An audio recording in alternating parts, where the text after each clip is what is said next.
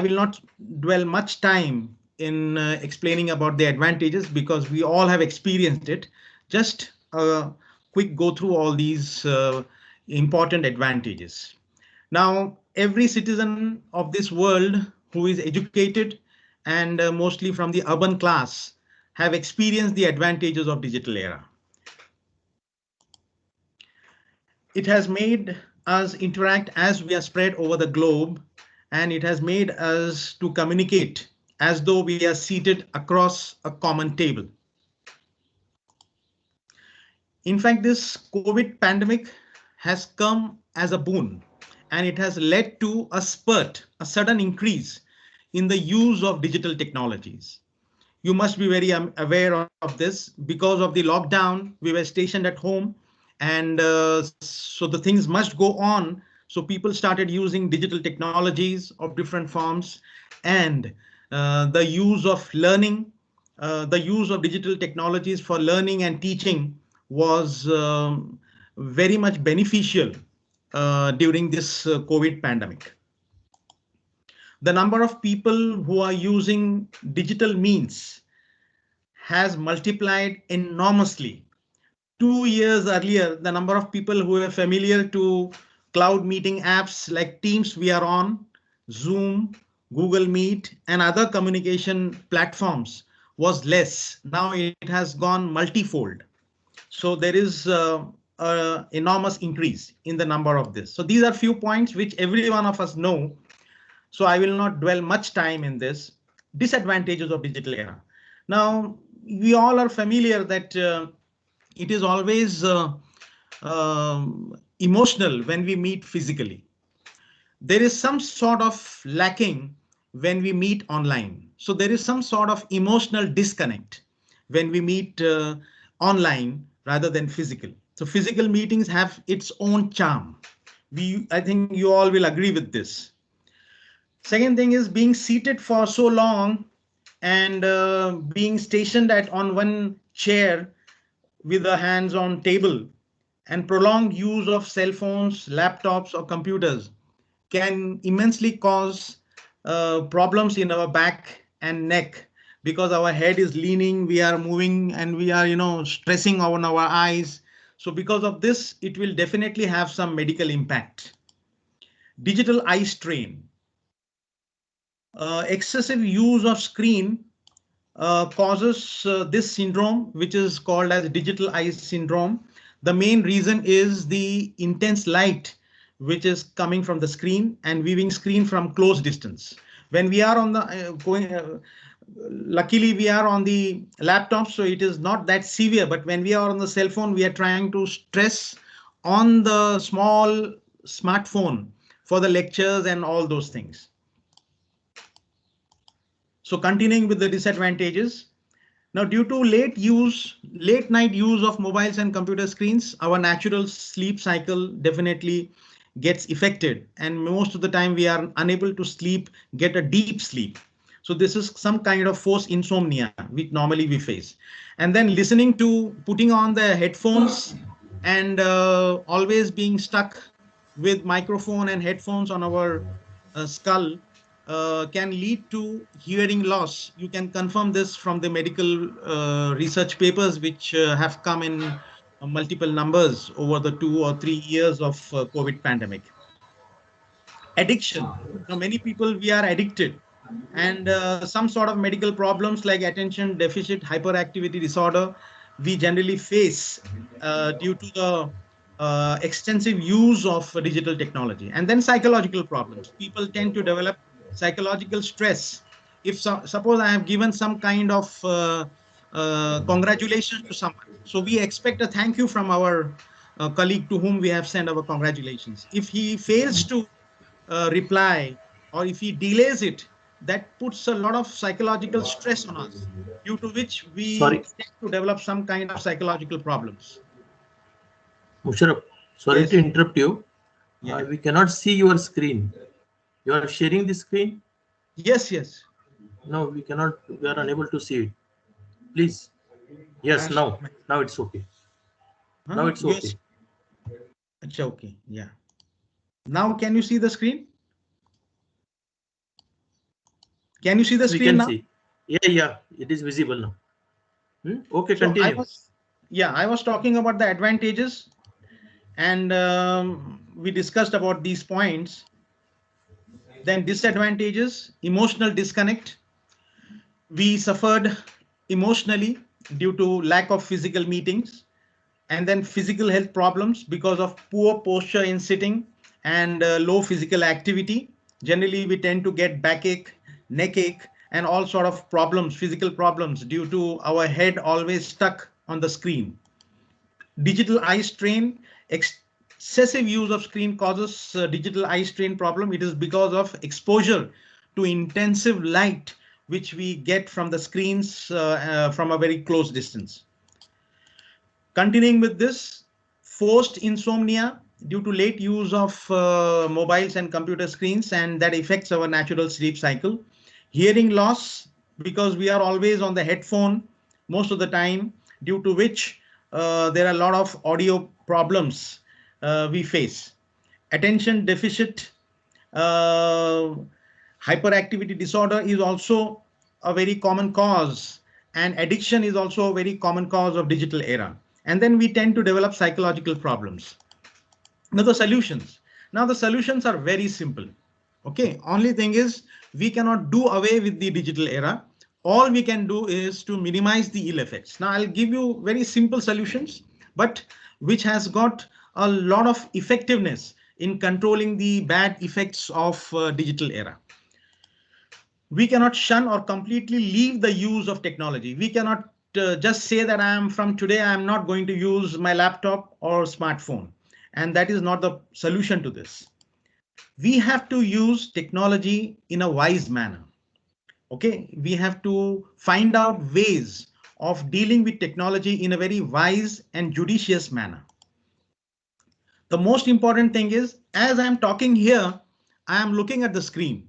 What I can do is after 10 or 15 minutes, I have to move around and see something which is a little distant away. I have to refocus my eyes at a little longer distance. So when I do this, my eyeballs get lubricated, and that will, reduce the effect of continuous staring at one place. So short breaks of few seconds only after every 10 or 15 minutes is a very effective solution for saving our eyes for our healthy life in future.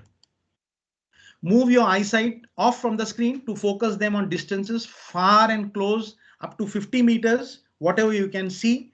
Okay, just move it. It will not affect your concentration on the subject. Only thing is you can just move your eyes there and here and see there. Even if you don't want to move your face, you can move your eyes. You can see something at a little longer distance and something at a nearer distance, something at a still longer distance. And it will be much better if you are open to sky.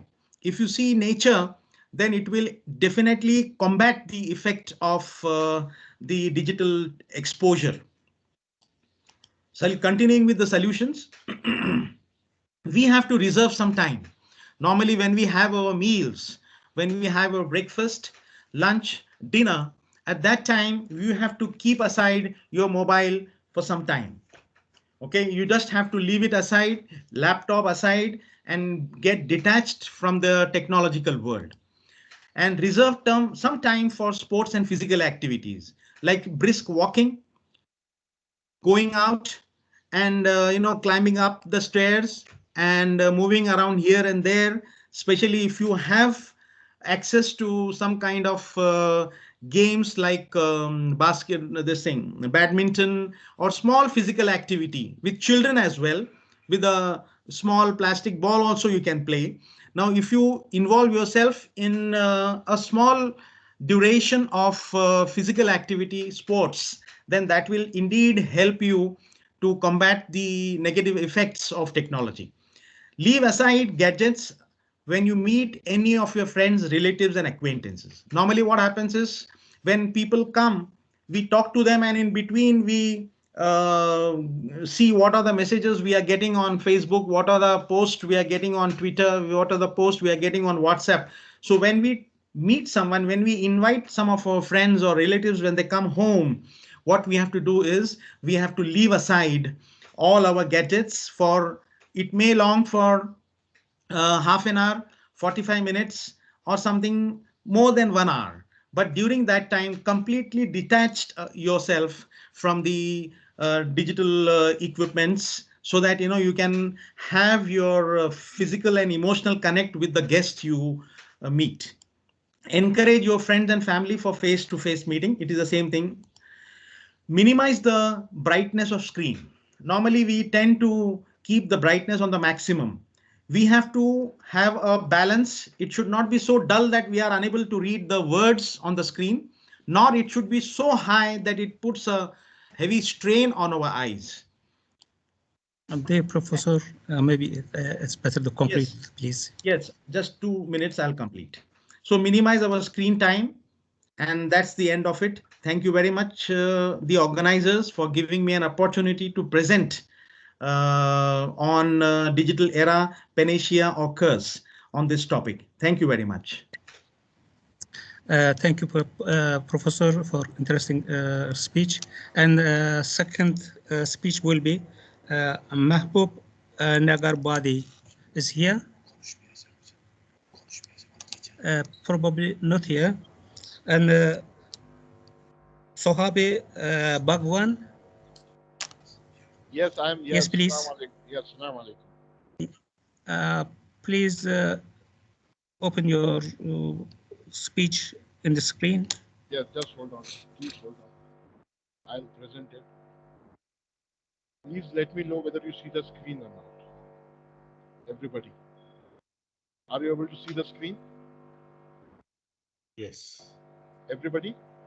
Yes, yes. Yes, it's okay. Thank you. Yeah. Good day, all of you. It gives me immense pleasure to give you a talk on this topic, which is the changing lifestyle of human beings, mankind. I'm Sohail Bhagwan, assistant professor at a senior college in Pune, in India. My topic for the talk will be digital life. Digital life is a very late, revolution that has happened in the history of mankind. Before that, we had two revolutions: agricultural and industrial revolutions. Agricultural revolution made us self-sufficient. It eradicated hunger. Most of the hunger was eradicated, except for those people who had monopoly over food. Then we had the industrial revolution, which made man more efficient, and this started the era of man-machine interface. Last but not the least, today which we are living in, this is a digital revolution which has made human beings more intelligent. This is also called as the new media age. Digital revolution started in the latter half of the 20th century, and this revolution was responsible for setting the mold for digital life. And it was at this juncture when manual machines, steam engines, and other machines which human beings were working on finally shifted to digital machines. And before this, we had a human-machine interface wherein the human beings were interacting with machines, one-to-one interaction, and the results could be seen there itself. One important factor was that whatever data was coming in from the machines was in the form of analog, and in this revolution, digital revolution, it was changed to digital format. Digital format had various advantages over analog format of being less corruptible and good transferability over various media. Media is the storage media which we're talking about. So there was good transferability, portability of the data across various media. Who were responsible for the digital revolution? The transistors, ICs, logic circuits. These are small electronic devices developed by solid-state physicists, and later it became a separate branch of physics known as electronics. These devices could perform arithmetic and logical operations, and these operations, which were mimicking human mind, changed the processing from manual processing to digital processing. These circuits, small devices which were manufactured, were on a large scale, but in small size. And a further miniaturization of this circuits, these devices, to micro miniaturization increased the digital processing to a very large extent, as was explained by Moore's law, that every 2 years the density of the transistor on the chip, the ICs, integrated chip, doubled every 2 years. Initially, transistors that were manufactured were too large. Nowadays, the transistors that are put on the chip are could be seen only by electron microscope. Then we had the information age. In the information age, there were two different parts: data and information. Because of these devices, because of various processing, a lot of information was generated. This information was accessible to various kinds of people across various societies across the globe.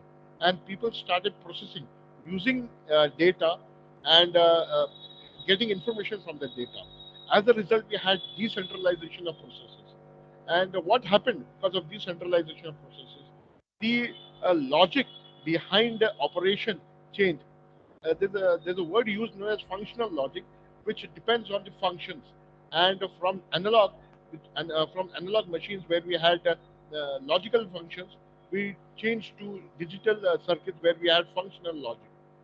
So because the functional logic changed, the processing speed increased a lot. Also at the same time, the storage, analog storage was converted to digital storage.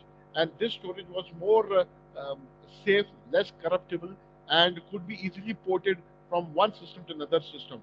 And this storage was also increasing in capacity, as given by Kreider's law, which very clearly states that the storage capacity of the world increased exponentially. And when this digital storage capacity exceeded analog storage, we we actually came with the digital age, wherein the analog information, analog storage, analog data was put to a minuscule minority for, and digital storage assumed enormous enormous stage. Okay, apart from data, which was here, stored here and in different formats, the very next thing uh, which became very beneficial to this age was its transmission. Data could be transferred from one point to another point via bits and bytes, which is a digital form of data. And the data that could be transferred was initially with a very low speed or rate, and it uh, exceeded speeds from petabytes to exabytes to zettabytes.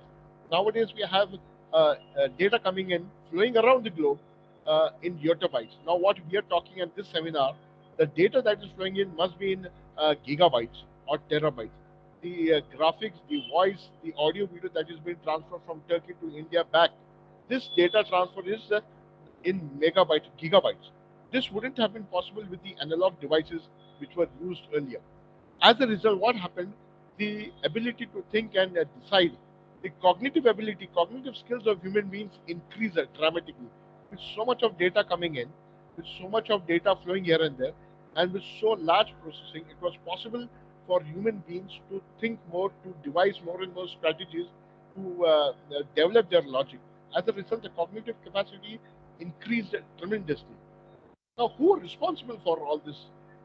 This was the effect, and this effect was because of devices like computers, which were initially accessible to very few people. Then it was accessible to various homes. People could use it. Then it was accessible to individuals in the form of laptops and palm tops. Then we had smart devices, smartphones, mobile phones. Apart from this, we also had storage devices. Now, initially, the storage devices were in the form of floppy disks, cartridge tapes, and hard disks. Nowadays, we have storage devices in the form of pen drives, and this is a very portable device, and it is possible to transfer data in gigabytes from one place to another. As a result, uh, this this actually was bringing in transformation, digital transformation. Then internet devices, um, internet facilities like 3G, 4G, uh, 5G. We are still not into 5G. We are still into 4G. There are places where 6G is working to some extent. 7G research is going on, and this internet, with the help of all this internet speeds, it was possible to penetrate every section of the society, every part of the globe. As a result, every person, directly or indirectly, was getting affected. As a result, we were experiencing, in this information age, we were experiencing digital transformation. What happened during digital transformation? Human machine interface changed to human computer interface. Machines previously were analog machines. They were performed, they were designed to do a particular job in a particular way. But when we had computers, we had human machine, human computer interface, wherein not only the humans but the machine in front of them were also in the uh, also had the capacity to take decisions, logical decisions. As a result, this interface changed dramatically. Then we had the digital world into the real world, wherein we were using all the digital technologies into the real world. Our various aspects of human life were embedded in cyberspace. Cyberspace is a fictitious space of the digital world. It's not a real space, but our every aspect, our every activity, were in some form, digital form, were embedded in that real space, in cyberspace. Uh, Human activities were embedded in cyberspace, which was not a real space, and real world was different, something which was different from digital world. Cyberspace did not have any physical significance. Okay? As Jon Langston very clearly said, antisphere. He came out with a concept of antisphere, sphere of entities, which was an artificial world, and which had concrete, physical, and abstract objects, entities, projects, ideas. So a very different sphere was coming into existence, and that was the sphere of entities. We have hydrospheres, we have lithospheres, so different spheres are regarding different categories. But here, digital world, which was basically an abstract world, an artificial world, man-made world, we had to have a sphere of our own, and a very nice term was coined for this, known as antisphere. Because of this Professor antisphere, Bagwan, yeah, 2 minutes more. Professor Bagwan, 3 minutes. Yeah, thank you. I'll finish. We had digital society. Because of digital society, we had social revolution, physical labor, which was intense, turned to mental labor, and workforce were vectoring towards labor with very cognitive skills. That means people with different skills could also join the labor, not in the case of previous tools. There were change of tools from hammer to various tools to digital tools. And then we had the age of algorithms, wherein the tool were using algorithms for processing. And this algorithms were used from agriculture to space to medicine to defense. In every sphere, in every walk of life, we had this tools. These were digital tools. Digital life started when the intrusion of this technology into human life. That means human life were affected by all this technology, which were taking part of their functions, day-to-day functions, whether it was social, financial, technical, cultural, and it became an attribute of human life. It's a very important part. Those nowadays, if digital is not an attribute of human life, he's considered defunct, right? What is digital life actually was a research and educational program by MIT, considering design, the 3 step design cognitive architecture interface. And then we had digital processing of very high speed capacity. Digital computing, this slide will tell us about the computing powers of chips, and from very simple computing to multiple cores to neural computers. And what we wanted to achieve, we wanted to achieve brain activity. We wanted the machine to stimulate the brain, and as a result, human capital became a major capital. Human capital was a major input, like other physical capital which were required for other industrial revolutions. Human capital, intellectual property became a major input to this digital computing, right? And from because of intellectual revolution, we had smart people, society, smart business, smart cities, which is a project, pilot project of the government of India. Then we had this interface problem of embedding digital technology into machine, into human, into biological spheres. We had what was the advantage of digital processing? Accuracy, repeatability, less errors, and speed. As a result, we had to have human-machine interface, embedding of various technologies in different spheres of science into digital technology, which gave us the Internet of Things. Then we have the concept of big data, deep learning, machine learning, artificial intelligence, which all this were basically trying to imbibe thinking process in machines and make machines more intelligent. As a result, we had some instruments, devices, robots, and we had three types of robots: articulated, bipedal, quadrupedal, and these robots are still are being used, and they are used extensively in Western countries for various purposes, surgery, industrial, as well as defense purposes. Last but not the least, what has this progression done from real world to digital world? Real world consists of human nature interface, digital human machine interface. Real world had analog signals, digital world had digital. Real world had processes which are irreversible, digital world had processes which were reversible. Real world governed by nature, here governed by machines. It was sustainable, and the digital world is not sustainable because this is a man-made world. We also had simultaneity in real world.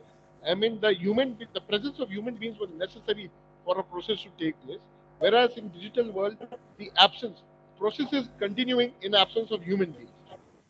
Real world slow process, digital world fast process, and there was no data mobility, very limited data mobility as good as in mobile data, and in digital world we had very good data mobility. And this is the progression from real world to digital world. As a result, we progressed from real world to real life to digital. Thank you. Thank you, Professor. I would like to invite, thank you for Professor Begwan for presentation, and we will be conclusion, end of the session. If anybody asks, we have the valid time. And so I would like to invite Aziz Shaki is here. Yeah. Yes, please upload your file, please. Okay.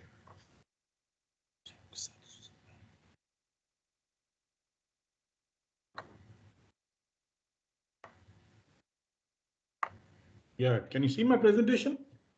Yes, it is good. Thank you. Carry on. So, my name is Aris. I've been doing research around in Pune College under Mr. Mehboob, sir. There are different topics going around in the market, but my topic has been more towards reducing the unemployment with digital transformation. The unemployment is one of the biggest factor across globe for many things, I would say many reasons. One of them would be automation, but automation has even increased a lot of opportunities. So I would directly start up with the thing. So the first slide is all about digital transformation of building and acquiring talent cross domain. Cross domain in the sense a transport logistic guy can work in finance industry. A finance industry person can work in banking industry. A banking industry guy can work in manufacturing. So this is cross domain. And how do we know who can work where and what kind of skill does he require? Before that, what exactly goes into the education and how people are recruited and how people think about themselves? Can you see my second slide? Benefit and education. Hello? It's okay now. Yeah. Slideshow. Please do slideshow. Oh, okay. Yeah. Yes. Can you see? Yeah, now we can see clearly. Okay. Carry on, please. There are two things. Normally, people say when you educate, you get good job. Yes, that is true. But there is no relationship between education and the job. Second, experience and education doesn't have any relationship. Okay, so across globe, people say education makes you to get better job. Agreed. But education doesn't make you to get the right profile or the specific job. What are you looking at? Even the experience can take you to somewhere else, but education and experience are never go hand in hand. Okay, that is one. But why do we take education? Education is taken for multiple things. One, you become good understanding person wherever, whatever somebody say, whatever you read it, you have an ability to understand it better. Second, you can communicate very well with the people. So the communication becomes, you learn in education how to communicate to the people. Third part is behavior. While you are a better educated guy, you have a better behavior of yours. Fourth, the biggest thing is that when you are educated, you read a lot, you read multiple things. Because of that, you get a lot of thinking ability, logic behind it, and a lot of stuff around it. Okay, so this is the thing. Now the facts of the opportunity, there is no relationship between education and the job profile. There is no relationship between experience and the education. So what it is exactly? For normally a person who joins a company, anybody who joins a company, it is a fact that when you join a new company, new hires and experienced employees goes Professor through a training, goes through a training for Professor 14 days to 30 days. Hello? Professor Begwan, can you turn off your presentation from the system? We couldn't see Professor Aziz. Yeah. Can you see it now? Can you upload again? No, didn't come yet. Can you upload it again? Okay, I'll upload it again. Fine. Try again, please. Yeah, I'll upload it again.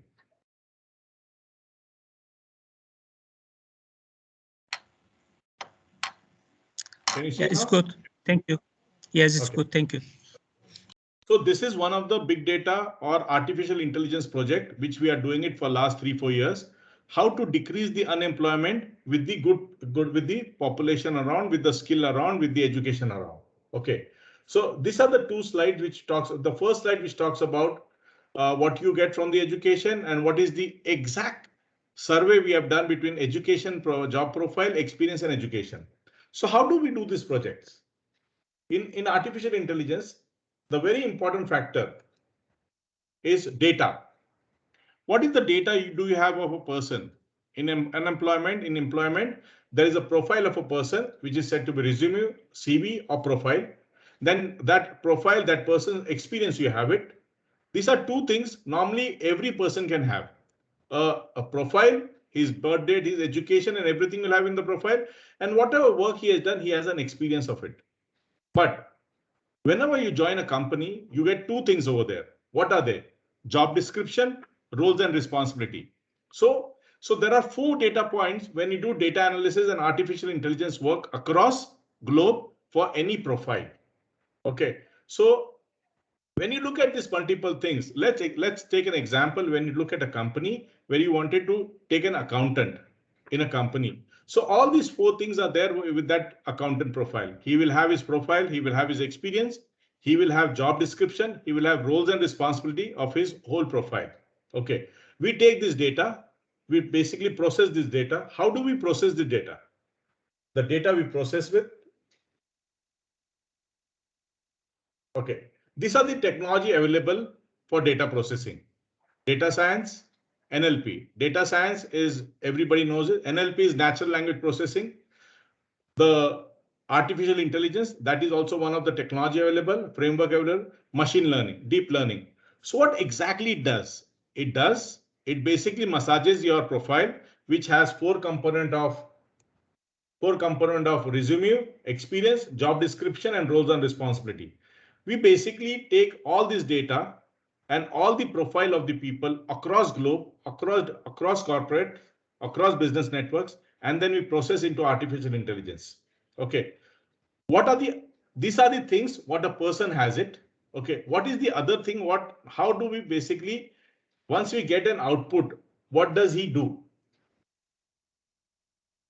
Okay, once you process this data, resume, profile, experience, job description, roles and responsibilities, what do you get output? You get this output. I'll tell you the example of the output.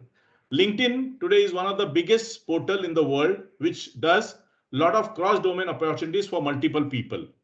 By analyzing the data of his profile, experience, job description, and most important, roles and responsibility. So every profile has these multiple things. So whenever there is an opportunity for job, okay, the company puts 2 things, job description and roles and responsibility.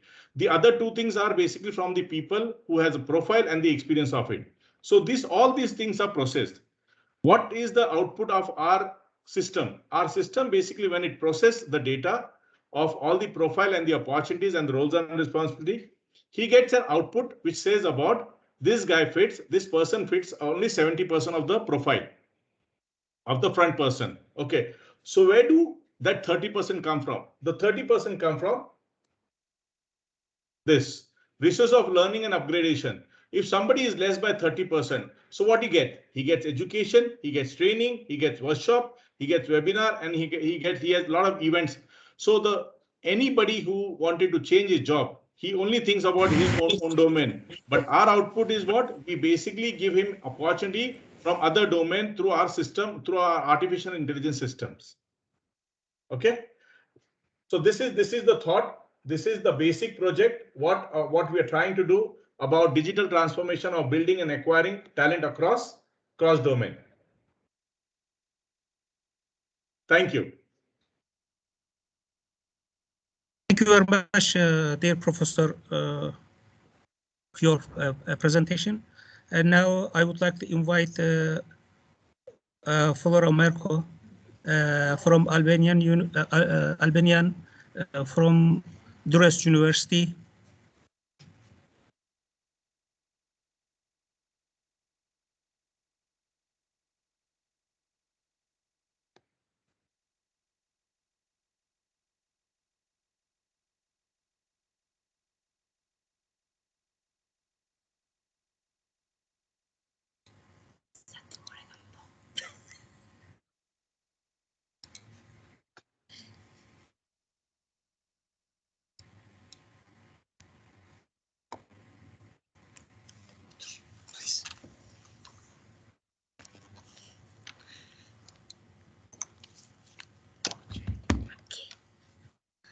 Yes, hello everybody. I am going to present my presentation, How Digital Are Albanian Enterprises, a macroeconomic analysis. And I cannot get going.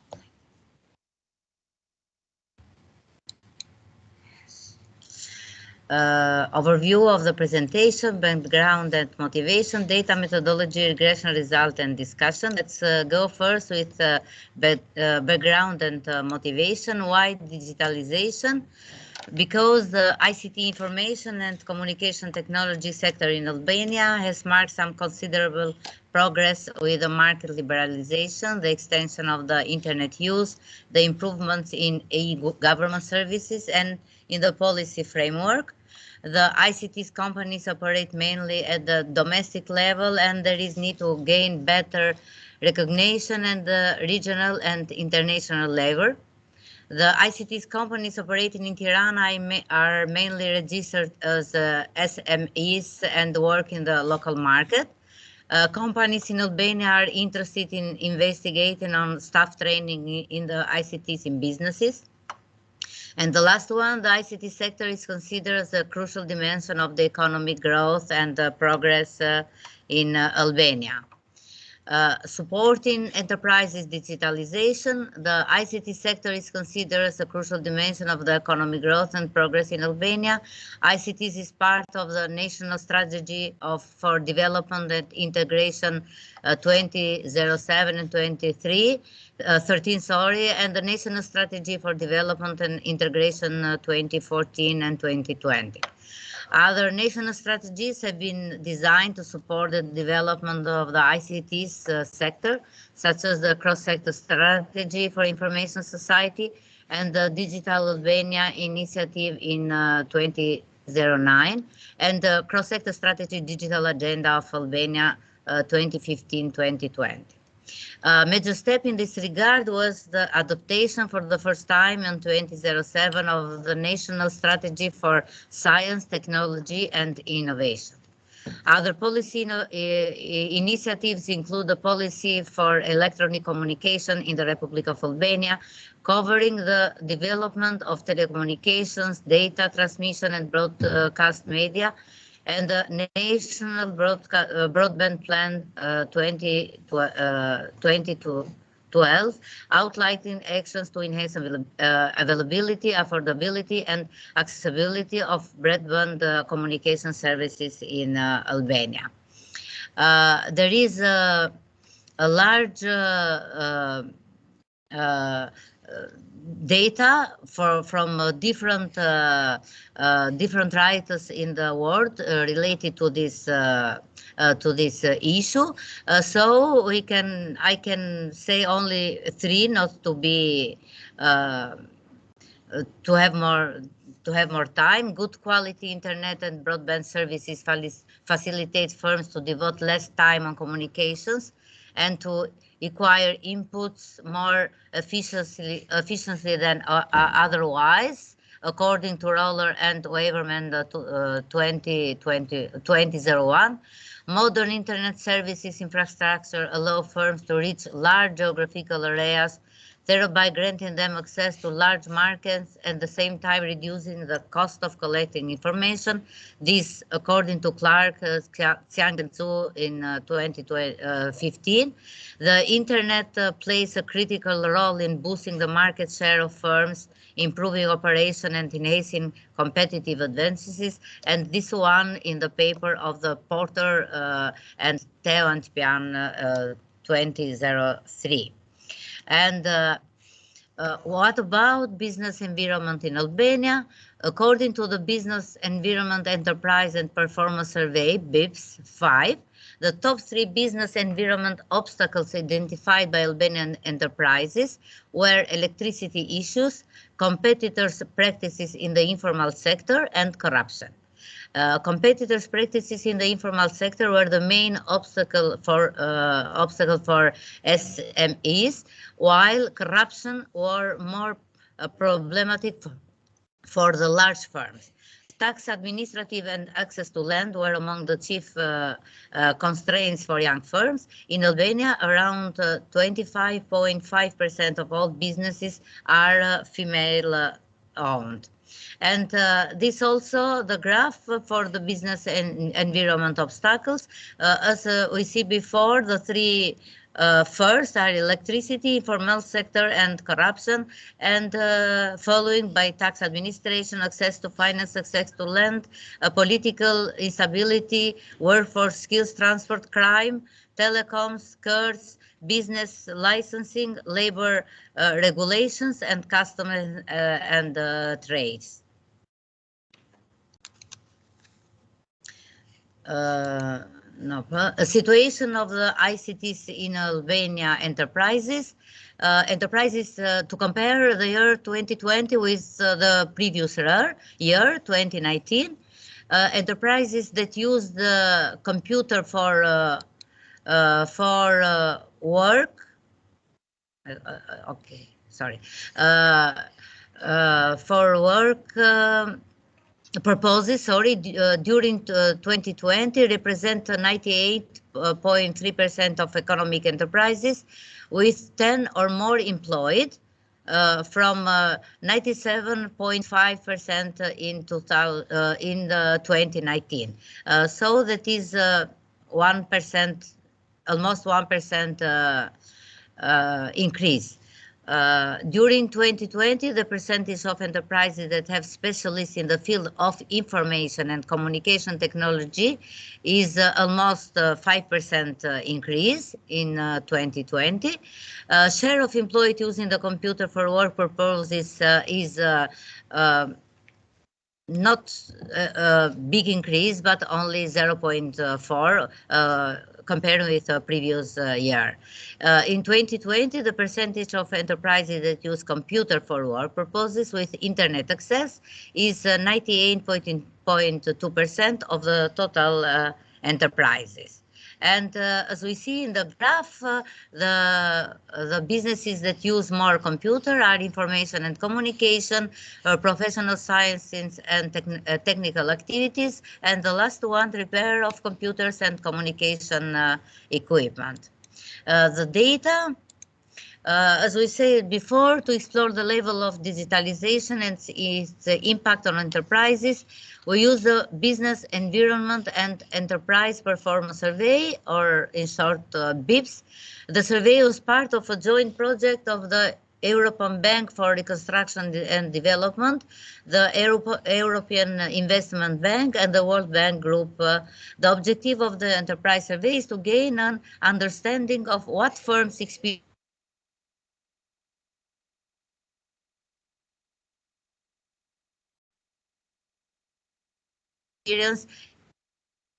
of January and May 2019. Questioners have common questions and respectively additional manufacturing the service-specific question. The eligible manufacturing industries have been surveyed using the manufacturing questions. Retail firms have been interviewed using the services questionnaire, and the residual eligible services have been covered using the services questionnaire. There are three levels of stratification on industry, size, and the region. And as we see in the graph also, we have region, Northern Albania, Central Albania, and Southern Albania. The size, small, 5 to 19 workers, medium 20 to 99, then large 100 or more. And as we said before, kind of the industry, manufacturing, retail, services, and the last one is total. Methodology used, we have, in order to identify the technology digitalization and the contribution to the firm performance, we have used the following model, and where E is one of the components of performance of the firms measured in terms of the sales growth, and internet E is a dummy to indicate the adoption of the internet or the usage of websites by firms. I is vector of variables including the size, age, status, foreign ownership, location, exporter, female ownership, and the second one is the same model, but now we has one of the components of performance of the firm measured in terms of labor productivity, and in the first one it was the sales growth. And after using this model, we have these results of the regression model, that we have firms owned by females or males, first one, grouped in sales growth and labor productivity, as we say before, and after about size, from size and depend from the number of the workers, and about to, or based on this data, let's go to the results, or empirical results, so that enterprises using the internet exhibit high labor productivity than others. The results are not statistically significant when it comes to sales growth. The size of the firms matters when it comes to adoption of the internet. The larger the firm, the more likely it is to have a propensity towards the use of the internet. Enterprises that are involved in export activities are more likely to use both the internet and websites. And again, manufacturing sectors, enterprises are less likely to use the technology than services sector firms. Moreover, younger and foreign enterprises are more propense to adopt internet and technology in their business activities. However, further investigation is needed in order to evaluate if a time lag may exist in the adoption of internet and its impact on productivity of firms. Finally, the adoption of the internet by enterprises may lead to results in intangible forms, such as increased customer services, satisfaction, and convenience. Thank you. Thank you, my for friend. the attention. I wanted to Thank you. choose something that Yes. is fitted with the Thank you very the much. name of the session. Thank you very much. Thank Okay. you very much. Finish? Yeah. Okay, thank you.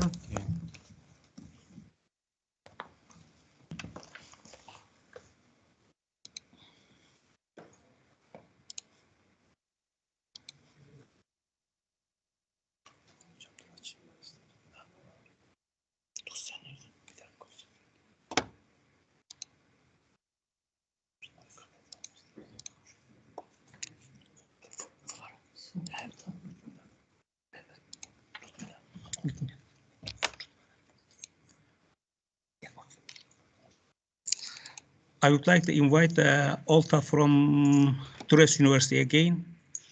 Please, Olta.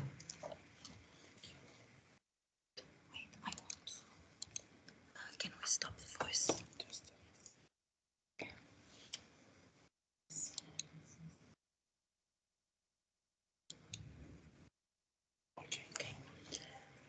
Hello, everyone.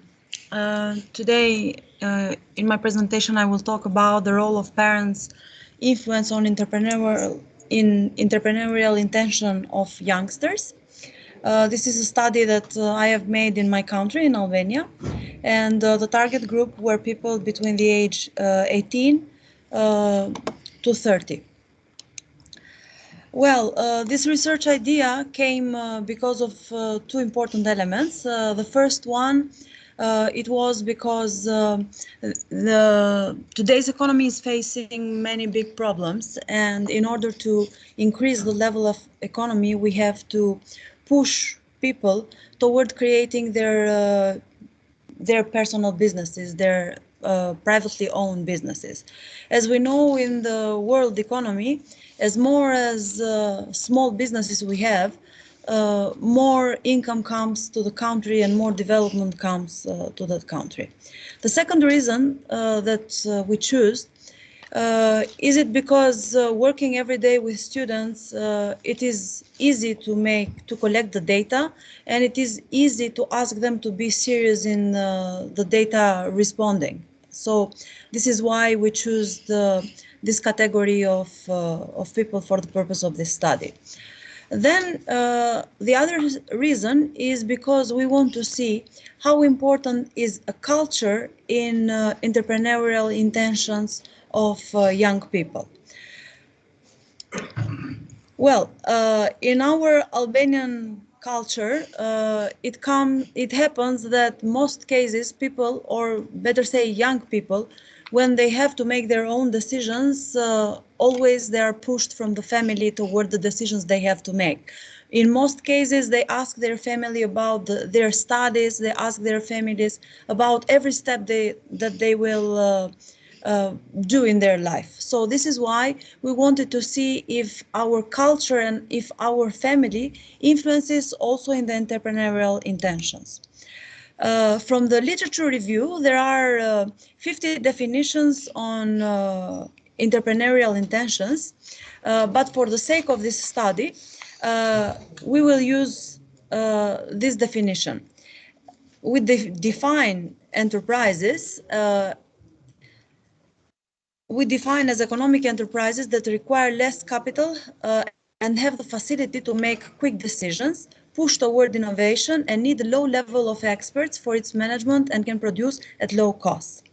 Because of EU recommendations for Albania to enter the European Union in May 2003, we also have changed the law in definition of the small and medium enterprises. We define as micro enterprises that have employed 1 to 9 employees and have up to 10,000 Albanian lek income per year, to small-sized 10 to 49 employees, and to medium size 50 to medium and big size enterprises, the ones that have 50 to 249 employees. In order to define the number of people that would be part of the sample size of this study, we use the Amen formula, and it came out that if we would collect 120 questionnaires, the study would be valuable, and the population could represent the young people living in Albania from the age of 18 to 30 years old. So we distributed 170 questionnaires, from which 150 were valuable for the sake of this study, because the other ones didn't show to us that they had the same way of thinking from the first question to the last one. So we chose 150 for the questionnaire of the questionnaires for the study. And the population that we have used for this study are students living in Albania and in other countries, but with an Albanian origin. So in the data analysis, we see that the biggest number of the people that participated in this research are females, because there are nearly 60% of the people participating. Most of them are living in Albania, nearly 82% of them. The biggest number of them is living with their family, because in our culture, people leave from the family in the moment that they get married. So it happens that you can get married at 35, but you still are living with your family.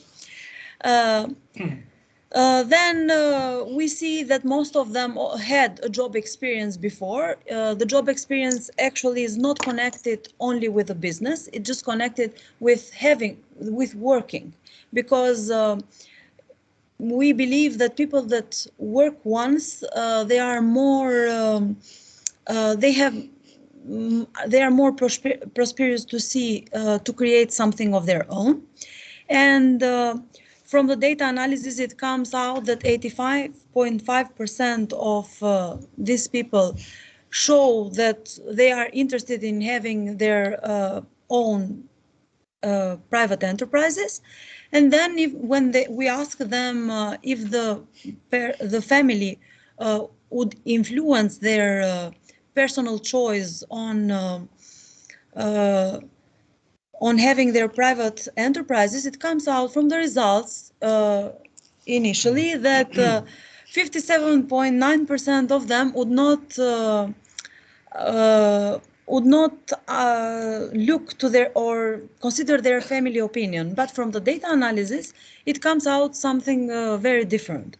So we tried to see which of the parents would influence more on the job or the idea of having a certain enterprise or a specific profession in our target group that were part of this study. And it comes out that most of the students and people that were part of the study would consider and would like to follow their father's steps in life, and the most of them, the fathers, were entrepreneurs. We made the data analysis and we tried to correlate an analysis of the family influence on entrepreneurial intention. And from the descriptive statistics, we see that most of respondents trust their idea and believe in their ability, but they would not consider taking a step toward entrepreneurial intention if they don't have the approval of their family. Okay, I only have 3 minutes, so I will run. Then we also asked our respondents if they would try to open their private enterprise without their parents' intention, but it comes out that actually this is not really true, because they would really consider their family approval in their steps toward entrepreneurship. Then we tried to see which of the parents more influences, the mother or the father encourages more people to have their private enterprises. And we see that fathers are the ones that push more their children to have their privately owned enterprises. We also made a study to see if females would be engaged in open their private enterprises, and it comes out that also nowadays we see that more and more females try to engage in entrepreneurial activities. As a result, and from all the analysis that we did, we came to some very important conclusions for our economy, which actually were difficult to find previously in the statistical data.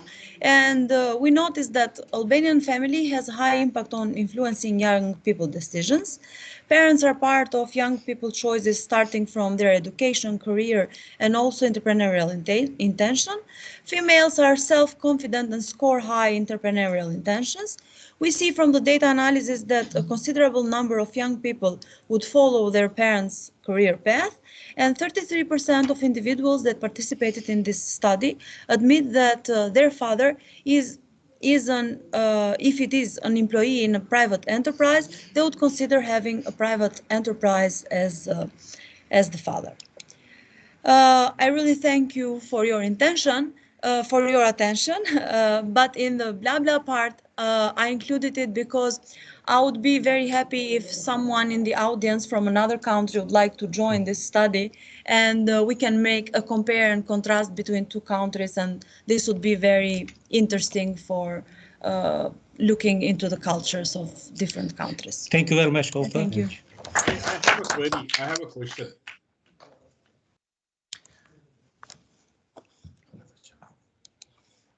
Now, I would like to invite Lyudmila Shumashko from Ukraine, from Uzhgorod University.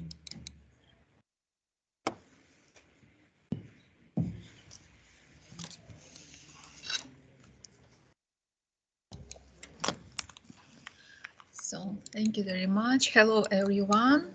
And today I would like to present a topic. Where is my topic? Biosecurity in ecosystem and sustainable development.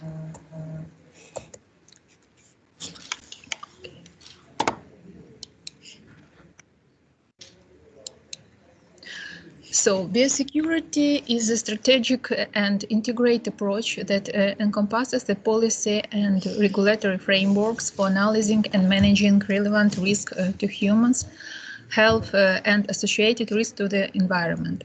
Thus, biosecurity, including food security, is a concept of direct relevance to sustainability of agriculture and wide-ranging aspects of public health and protection of the environment. Sustainable development goals include significant number of interconnected objectives related to agriculture and food. And one of such goals is food security. So food security is associated with the social determinants of health, which are in the conditions in which people are born, grow, live, work, and so on. So food security in the context of social determinants of health is interconnected with population growth, political instability, economic development, urbanization, migration, agricultural policy, and environmental factors such as land use and climate change. But at the same time, food security is one of the important factors that can determine nutritional outcomes. Other such factors include educational level, gender equality, resources allocated to national policies. So, antibiotic-resistant microorganisms in agriculture production systems and the food chain are major public health challenge. If we will determine food security index, this index we can use as an effective way of assessing the country's potential. In the general rating, for example, Ukraine was ranked on 63rd among 113 countries, having scored 54 points. And for example, Italy on 23 place, Turkey on 41 place, scored 69.8 points. So several factors influence the food security of the country. First, it's production volumes, weather conditions, geographical location, and others, including even corruption. In 2012, the Economist Intelligence Unit introduced the Global Food Security Index, which unit recently consisted of three main parameters: quality, safety, financial and physical accessibility of food. And last year, the fourth parameter was added, natural resources and sustainability. So as we can see, sustainability now playing very important role. So key elements to achieve food safety, food security, farmers' wealth and sustainability goals. If we will speak about food safety, it's necessary to pay attention for food standard and certification, law enforcement, educate consumers. Food security includes such elements like food bank, seed bank, food emergency plan, off-farm income program, sufficiency economy program. Farmers' wealth, cost reduction program, quality product improvement, revenue sharing program, farmers' welfare program. And last one, the most important, is sustainability. And sustainability, including green technologies, incentive measures, and inclusive development. Why spreading of antibiotic resistance is really a serious challenge for all society today. The World Health Organization identified like a serious threat for human health across the world, and soils to providing humanity with 98% of its food. So healthy soil, and we will have also healthy production. That is why it's very important. The soil microbiome plays an important role in the development and spread of antibiotic resistance in humans. And one of the biggest sources of antibiotic resistant microorganisms is modern agroecosystems. So drivers of antimicrobial resistance can be not only antibiotics, but also biocides, metals, genes. All them we can consider as drivers of antibiotic resistance. So aims of the contributions. The soil microorganism, as I told, play an important role in the development and spread of antibiotic resistance in humans. And the aim of this study was to determine soil microbial diversity and antibiotic resistance of soil bacteria in different agroecosystems, to estimate food security and make risk assessment for the human health. All investigations we did by standard methods. I will not discuss in details. Here you can see result of our investigation, functional diversity in agroecosystem in 2015. So we did monitoring investigation during 6 years. We determine in such ecological trophic groups as micromycetes, ammonifiers, allotrophs, pedotrophs, anaerobic bacteria, bacteria using of mineral forms of nitrogen, and also nitrogen-fixing bacteria. And as we can see, the more favorable conditions for all those ecological trophic groups was in the agroecosystem of Capsicum annum and also in the agroecosystem of Petroselenium crispum. And what was situation after 6 years?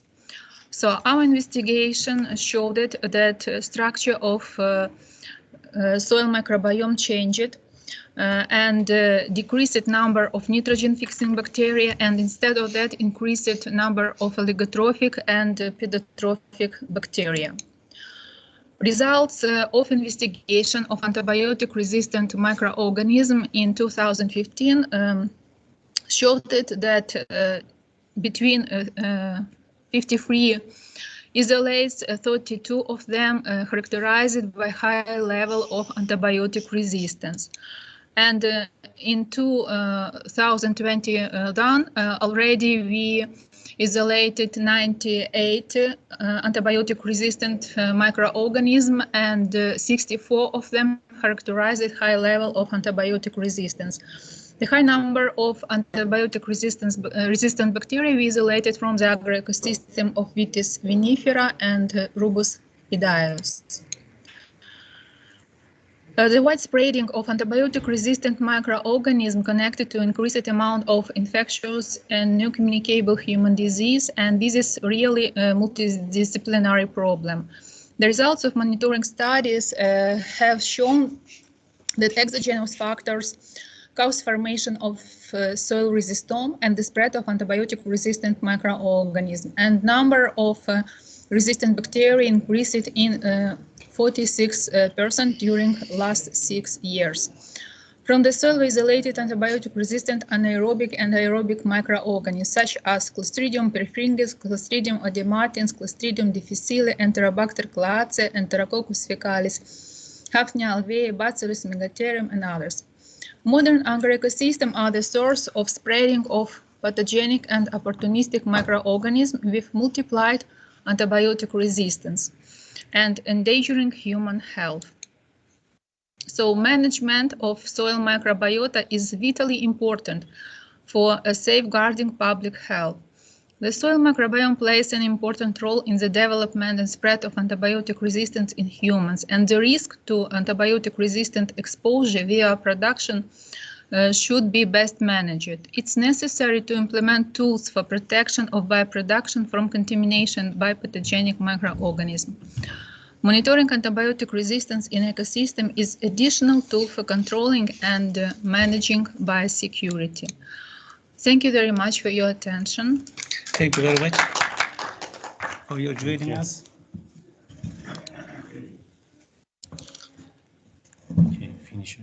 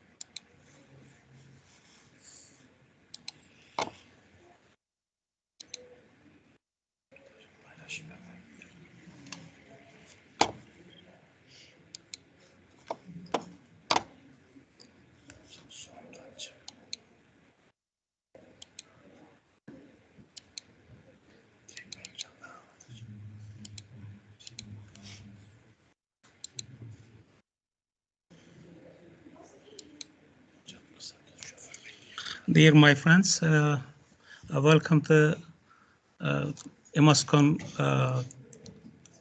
2021 autumn. Already we passed over our time. Second session is supposed to be start at 3 p.m., but we already passed. So I would like to introduce my presentation a little bit faster. This important problem during the pandemic period, it was difficult to go out, and economical problem affected many places. So some industrial area, it was difficult to control, and they have destroyed the waste outside without any treatment. Marmara region, including many important cities around them, this place covers for the soil plays about 8%, but economically it is affecting more than 50% of the Turkey.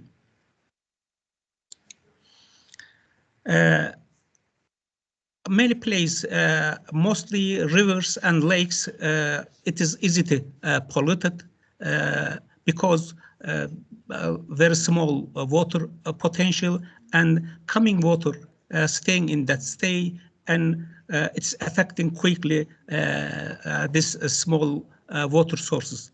But about the sea, it is difficult a huge amount of the water. We can think about it that not be polluted, but coming pollutant matters during the last 10 years, mostly in 2021, we have the big problem on Marmara Sea. Marmara Sea, seaside of the Kocaeli, Çanakkale, Tekirdağ, Istanbul also, many industrial wastewater sources spread direct to Marmara Sea. When we look at the place, pollution affected this area, so sea surface covered mucilage or sea salia. And when look what is the problem coming from, mostly from the domestic or industrial wastewater spread direct to rivers connected to sea. So it is mostly domestic sources, but the industrial limited wastewater may be affected more than that amount. Some pollution also comes from the surface water during the rain. Rain is washing surface of the water. So this water, including some waste from naturally from ecological place, but also some industrial activity also separated heavy metals and other pollutant surface. So they takes to rivers and flows to sea. Some pollution also maybe comes from the air pollution because industrial activity use some heating systems and melting to produce metals. Unwanted some chemicals comes from the this incineration systems to air pollution. Air pollutions would be connected precipitation, rain or snow, and come down to soil and water sources. When we look to source of the problem during the last 6 months, eutrophication was the main problem because we says not looking good surface of the sea. People afraid about it. When we ask the people, are you going to eat the fish came from the Marmara Sea? They says no, because looking very bad. But this is the natural situation. This is the living organisms in there. When we separated polluted matters, mostly nitrogen, phosphorus, and other chemicals, they are growing up very well. And also including heavy metals, they try to protect themselves. They are producing some organic chemicals, and try to keep them in safe. This sticky material keeping the heavy metals and other pollutants also protect the dead microorganisms. This is the natural situation when we are giving more food like phosphorus, nitrogens, and sulfur compounds. They are growing very well and covering all surface of the sea. So it is not possible to oxygen come down into the water. Also, no sunlight coming inside the water produce the oxygen. Most of the living materials in sea stay in the without oxygen. And this time, first governmental office and some private investigation plays take consideration to reduce this pollution, and many works already done. and this spread all over the Marmara Sea. We are afraid about it. It will be stay long time. Maybe it is not possible to make better. So government take many control systems collecting this waste from surface mostly. About 200,000 tons mucilage have taken from the surface and take to the solid waste disposal place. The systems they are collecting from the surface and taking the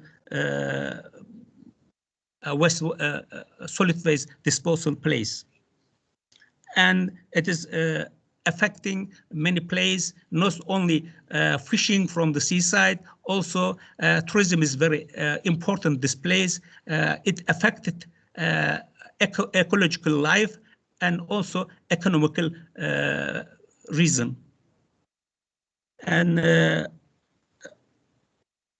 during this work, approximately 400 cubic meter materials was collected from the governmental work, environment and environment ministry and municipality of Istanbul. And this is the, I don't know if it's work. See what's happening to seas Marmara.